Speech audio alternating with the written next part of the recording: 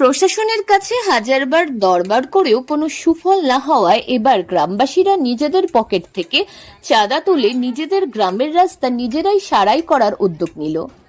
এমন অভিনব ছবি ধরা পড়ল উত্তর দিনাজপুর জেলার ইটাহারের ধরন্ডা বিলপাড়া গ্রামে। জানা যায় এই গ্রামের রাস্তা দীর্ঘ কয়েক বছর আগে বর্ষার জলে ভেঙে গিয়ে বিশাল খানাখন্দর হয়ে যায় এবং গ্রামে চলাচলের সমস্যা দেখা যায়।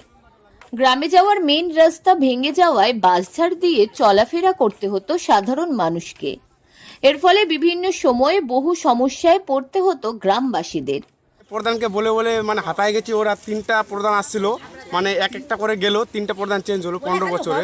তো এই আসে আসে দেখে শুধু চলে যায়, আর কোনো কিছু বলেও না, কিছু না বলে হবে তো হবে, এরকম বলে চলে যায়। স্কুলে আমাদের বাচ্চাগুলো যাচ্ছে, এদিকে কাদা হয়ে যাচ্ছে, পড়ে যাচ্ছে। এই যে টোটো আছে ওখানে আসতে পারছে না, কীভাবে চলা আসা করবো? সবাই মিলে তখন চাঁদা দিয়ে আমরা এই ডিসিশনটা নিয়েছি। এটা তার জন্য আমরা মাটি ভরলাম। এটাই আমাদের ছিল, আশা ছিল ব্লকের উপর, অঞ্চলের উপর, প্রধানের উপর, কিন্তু সেটা তো হলো না। এই ভোটে আসছে কি বলছে? ভোট তো আসছে, তো ভোটের আগে তো ওরা দেখে গেছে, তো কাজটা না করলে আমরা কি করবো? আমাদের তো অসুবিধা হচ্ছে। আর কিছুদিন পর বর্ষাকাল আসবে আবার। নিজেরা কেন? হ্যাঁ, নিজেরা সবাই মিলে চাঁদা তুলে এটা করছে।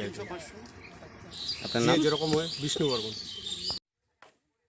বহুবার পঞ্চায়েত প্রধান সহ জনপ্রতিনিধিদের জানিয়ে পরবর্তীতে যদিও গ্রামের রাস্তা তৈরি করার জন্য পথশ্রী প্রকল্পের মাধ্যমে রাস্তার কাজও শুরু হয়েছিল, কিন্তু কিছু অজানা কারণে কাজ শুরু হতে না হতেই মাঝপথে থমকে যায় কাজটিও।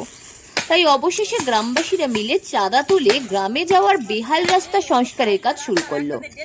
গ্রামের মহিলা পুরুষ উভয়ই বেহাল রাস্তায় মাটি বাঁশের খুঁটি ফেলে গাড়োয়াল দেওয়ার কাজে হাত লাগিয়েছেন।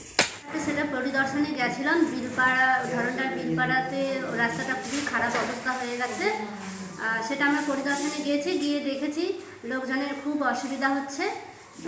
সেটা আমাদের নতুন অ্যাকশন প্ল্যানে এটা ধরা হয়েছে, কিন্তু 26শে এপ্রিল ভোট ডিক্লেয়ার হয়ে যাওয়াতে সেটা তো এখন করা যাবে না। সেই জন্যে ইলেকশন পার হওয়ার পরে সেটা আমরা করে দেব। যদিও দুর্গাপুর পঞ্চায়েত দপ্তরের প্রধান সাথী সরকার গ্রামবাসীদের অসুবিধার কথা স্বীকার করে নিয়ে বলেন, এলাকায় পরিদর্শন করা হয়েছিল, এমনকি রাস্তাটি সংস্কার করার বাজেট ধরা হয়েছে, কিন্তু হঠাৎ লোকসভা ভোট ঘোষণার কারণে করা যায়নি। তবে ভোটের পর বেহাল রাস্তা কংক্রিটের সংস্কার করা হবে। তবে আর জনপ্রতিনিধিদের অপেক্ষা না করে ভোটের মধ্যে রাস্তা সংস্কারের কাজে নিজেরাই লেগে পড়েছেন গ্রামবাসীরা। উত্তর দিনাজপুর থেকে প্রিয়া গুপ্তার রিপোর্ট, লোকাল 18 বাংলা।